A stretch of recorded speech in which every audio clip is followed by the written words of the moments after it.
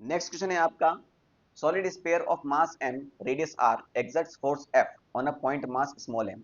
Now a concentric spherical mass m by 7 is removed from the किस वाले, इस वाले मास से. Then what is the new force on same point mass? ये question है आपका पूरा.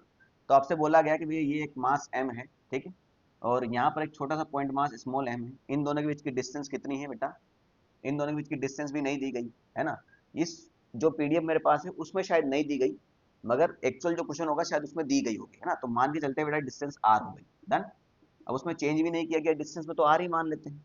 इन दोनों के बीच में फोर्स कितना है? एफ है. तो वो फोर्स कितना होगा? G M M divide by R square. यही होगा ना.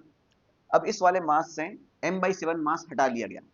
तो एम बाई सेवन मास हटा लिया तो कौन सी बड़ी बात हो गई? नया नया मास कौन सा बचेगा?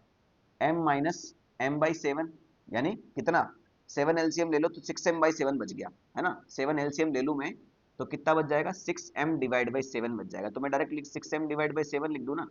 डिस्टेंस में कोई चेंज नहीं किया गया है और पॉइंट मास में भी कोई मास नहीं निकाला गया है. तो इन दोनों के बीच में जो फोर्स है वो एफ डैश बताया गया है. तो आपको एफ डैश को एफ की फॉर्म में बताना है. ऑप्शन देख के बता दोगे ना. तो एफ डैश कितना हो जाएगा फिर से? G M one M two divide by R square. तो G six M divide by seven into small M divide by R square.